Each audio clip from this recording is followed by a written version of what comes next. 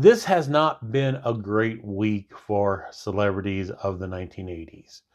Um, First, it was Malcolm Jamal Warner.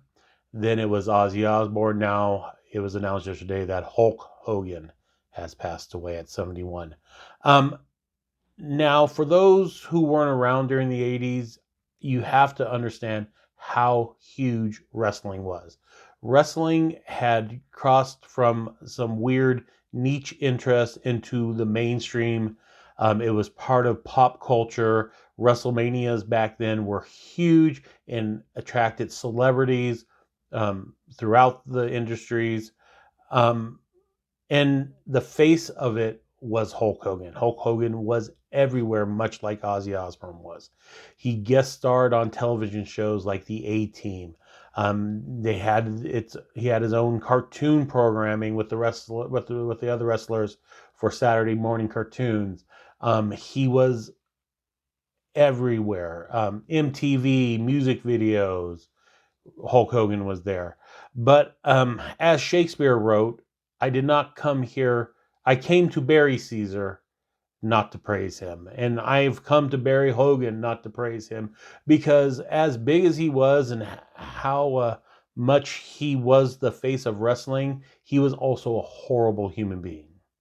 The difference between Hogan and Ozzy is Ozzy portrayed himself as someone dark and someone um, um, um, almost evil by the standards of society, where Hogan was the opposite. He was the all American.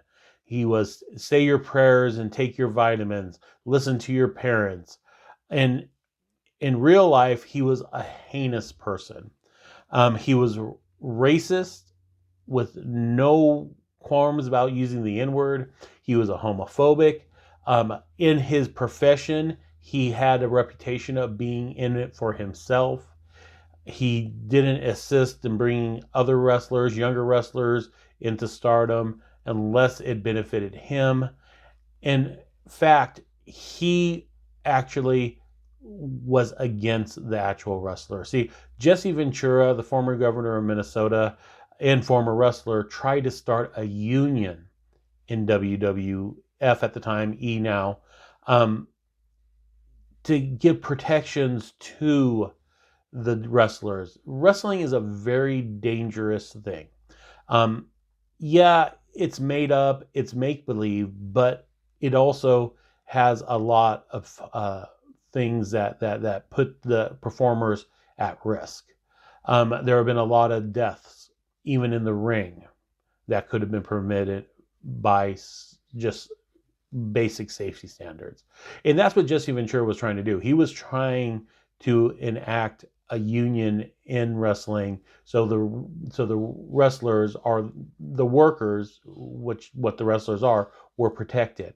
Well, Hulk Hogan went behind Ventura's back to the owner of the WWE, Vince McMahon, Linda McMahon's husband, um, and told him about the plot to unionize, so he would be able to go ahead and shut it down before it got any momentum. And I just think how many wrestlers could have been saved if that union went through. Owen Hart, um, the mental issues with Chris Benoit and Eddie Guerrero. There are so many things that has happened to wrestlers of that era that was horrible, that maybe a union protecting them could have helped stop. But Hulk Hogan didn't see it as a benefit to himself. He saw it in opportunities to kiss up to the owner of the franchise. Therefore, he sold out all his fellow wrestlers. Um, yeah, so there's that. Was Hulk Hogan instrumental in making wrestling what it is today? Absolutely.